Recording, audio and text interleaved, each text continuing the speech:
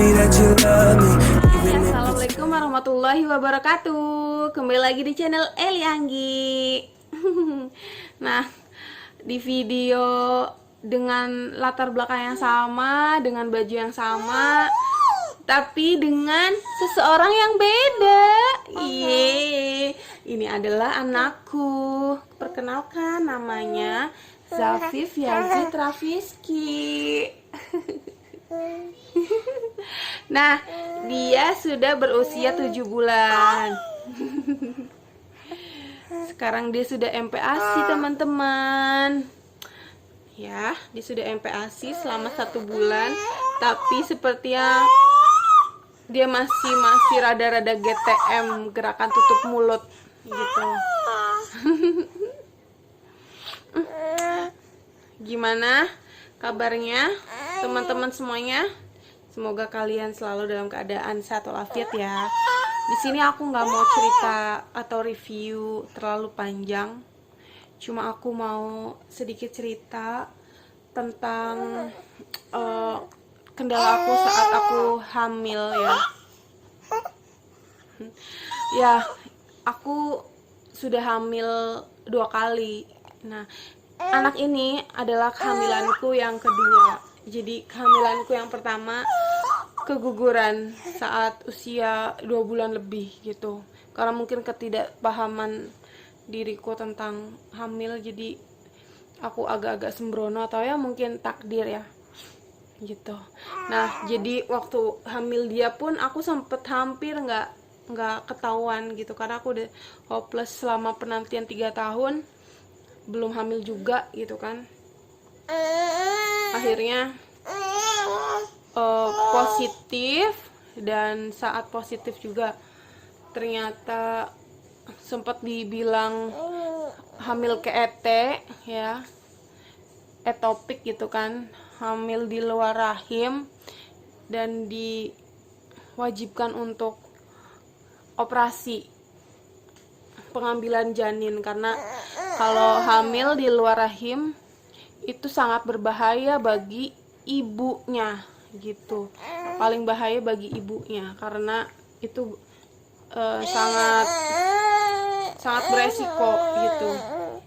Dan di saat itu pula aku disuruh langsung operasi, tapi karena aku waktu itu sendiri ya, suami aku tuh nunggu di luar gitu. Untungnya dia nunggu di luar. Mungkin kalau dia ikut ke dalam, kita diharuskan saat itu juga suruh tanda tangan untuk operasi.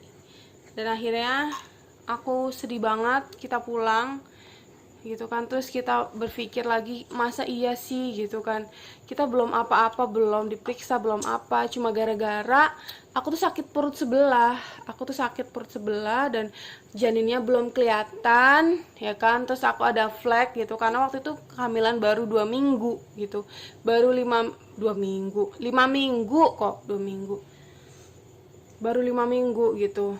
Dan akhirnya kita memutuskan untuk nggak ke dokter tersebut lagi, dan kita memutuskan untuk cari second opinion ke dokter rumah sakit lain. Dan hasilnya apa teman-teman? Bukan hamil di luar rahim, ternyata memang belum terlihat aja janinnya, belum ada, titik pun belum ada. Jadi baru rahim yang mengalami penebalan gitu. Akhirnya suruh dokter keduaku ini, aku disuruh kembali lagi di 2 minggu kemudian, dan itu pun baru ada setitik gitu. Jadi belum terlihat jelas gitu. Jadi untuk dokter yang pertama mungkin alhamdulillah mungkin dia terburu-buru, karena memang pasiennya, masya Allah, pasiennya tuh banyak banget, sampai ada kali 40 orang. Memang mungkin dokter favorit juga, dan dia lagi buru-buru, mungkin capek atau gimana, nggak tahu. Akhirnya nggak fokus dan memvonis aku hamil di luar kandungan, dan menyuruh saat itu juga untuk operasi gitu kan, karena aku masih belum percaya gitu. Akhirnya aku pulang dan berpikirlah kita berdua dengan suami. dan menemukan jalan keluar untuk cari second opinion di dokter lain. Dan sampai mau lahiran pun aku dengan dokter yang kedua ini gitu. Dan memang beresiko karena sampai hampir 5 bulan aku minum obat penguat janin itu yang mereknya kalian pasti tahu deh, Histolan.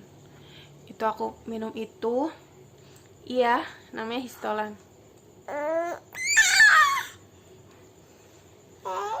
Penguat janin, Histolan atau apa ya, pokoknya penguat janin gitu.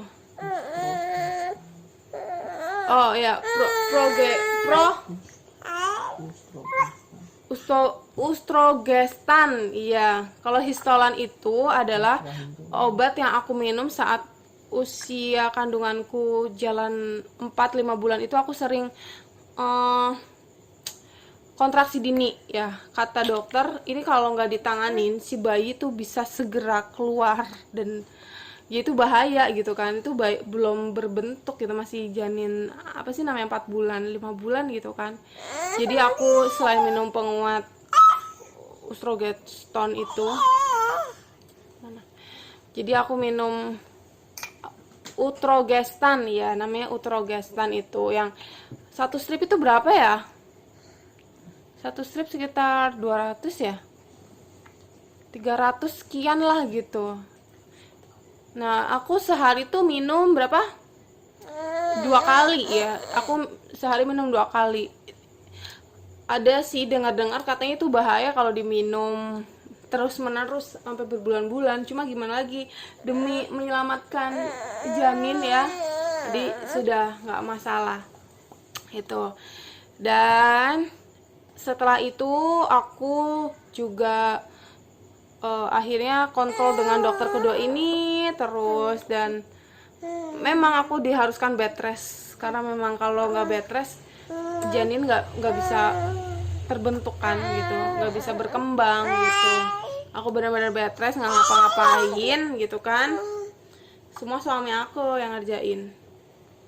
Dan aku mabok parah sampai 5 bulan aku nggak makan nasi. Dan lebih anehnya, saat ngidam aku nggak suka banget ke dapur. Aku benci dapur, aku benci handphone. Jadi kalau dua hal itu aku tuh selalu mual, muntah, pusing gitu. Gitu. Jadi aku makannya itu kentang goreng. Ya aku selalu kadang beli kentang goreng yang langsung goreng, atau enggak aku bikin kentang dari kentangnya gitu, aku goreng. Biasanya kayak gitu. Dan jangan lupa untuk minum susu ya. Walaupun aku juga enak, tapi aku mikirnya dari mana lagi vitamin yang aku kasih untuk janin aku gitu. Makan gak doyan ya kan, vitamin kadang keluar lagi gitu, bener-bener keluar. Akhirnya aku barengin dengan minum susu, dan vitamin dari dokter bidan pun aku minum, dan aku tambahin juga dengan Blackmores gitu. Dan alhamdulillah lahirlah dia di usia kandungan aku sudah 40 minggu lebih sih dia, 40 minggu lebih itu, hingga akhirnya harus disesar. Tidak masalah ya, sesar maupun normal, semua ibu itu hebat gitu kan, karena sama-sama mengandung selama 9 bulan gitu. Oke, sekian ceritaku kali ini ya. Yang masih menantikan buah hati, jangan putus asa ya. Semoga kalian tetap selalu bersabar dan berikhtiar. Wassalamualaikum warahmatullahi wabarakatuh.